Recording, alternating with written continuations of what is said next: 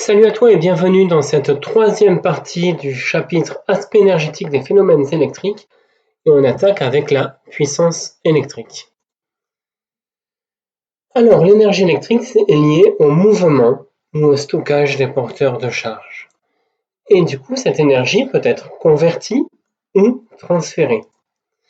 La puissance électrique, ça va traduire la rapidité du transfert ou de la conversion de l'énergie électrique. C'est en fait le débit d'énergie. Combien d'énergie passe en une seconde? C'est la quantité d'énergie échangée en une seconde. Elle va se mesurer en watts et elle se notera P. Alors, quelques exemples, un outil du commun, une lampe LED, 3 watts. Qu'est-ce que ça veut dire? Ça veut dire qu'elle transforme 3 watts d'énergie électrique en énergie lumineuse. Le téléviseur, lui, consomme 150 watts pour produire une image et du son. Le four consommera 2500 watts pour convertir l'énergie électrique en chaleur. Du coup, deux formules permettent de déterminer la puissance.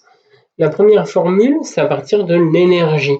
Et la puissance est définie comme la quantité d'énergie s'écoulant en une seconde. Donc la formule sera P égale E divisé par delta T. Delta T, c'est la durée. En général, on prendra une seconde. Après, il existe une autre formule qu'on va plutôt appliquer dans les circuits électriques.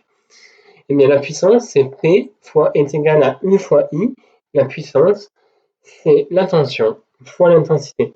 Donc ces deux formules donnent bien sûr le même résultat.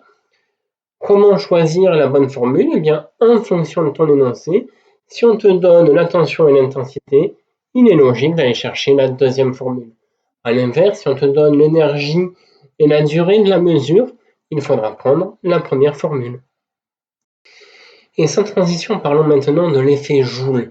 Au niveau microscopique, en infiniment petit, les électrons vont réagir avec le support dans lequel ils circulent, les atomes, et donc c'est comme s'ils allaient se frotter aux atomes.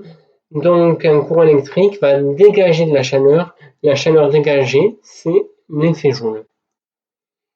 Du coup, un conducteur ohmique, c'est-à-dire une résistance, va convertir l'intégralité de l'énergie qu'il reçoit, toute l'énergie électrique reçue, sera transformée en énergie thermique. Et donc, on peut se poser la question, quel est le lien, quelle est la puissance que va consommer une résistance? Eh bien, elle vaut P égale R fois I carré. La puissance, c'est la résistance fois I carré. Alors, pour retrouver cette formule, c'est facile. On vient de voir que la puissance, c'est P égale U fois I. Or, la loi d'Ohm nous dit que U, c'est égal à R fois I. Donc, si j'associe ces deux formules, j'ai la puissance, ça vaut R fois I, c'est-à-dire R fois I au carré. Et donc maintenant, on peut se poser quel est le rendement d'un convertisseur? Est-ce qu'il transforme bien l'énergie électrique en une autre énergie? Donc c'est le rôle d'un convertisseur, hein.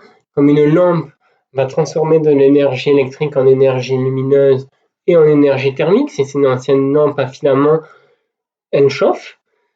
On va définir l'énergie entrante comme l'énergie électrique qui rentre dans le convertisseur et l'énergie sortante ou l'énergie utile, je préfère ce terme, et bien c'est celle qui est utilisée pour rendre le service, dans notre cas pour s'éclairer. Voilà, les termes sont posés, tu les retiens. On voit maintenant la définition du rendement avec la lettre eta. Ici, c'est la lettre grecque eta. Donc le rendement eta d'un convertisseur est le rapport, c'est-à-dire la division entre l'énergie entrante, celle qui rentre dans le convertisseur, et l'énergie utile, celle qui en sort. On sait que la puissance, c'est l'énergie divisée par le temps. Dans les deux cas, le temps sera le même, le temps de la mesure.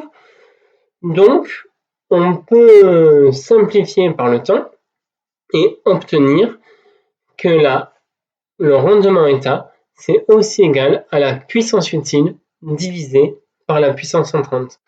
Alors, comme un rendement, ça sera toujours compris entre 0 et 100%. 100% étant un cas idéal. Et on est rarement dans le cas idéal, sauf pour le conducteur ohmique qui transforme toute l'énergie électrique en énergie thermique. Et voilà, cette vidéo, ce chapitre sont maintenant terminés. Je te remercie d'avoir pris le temps de m'écouter. Au revoir.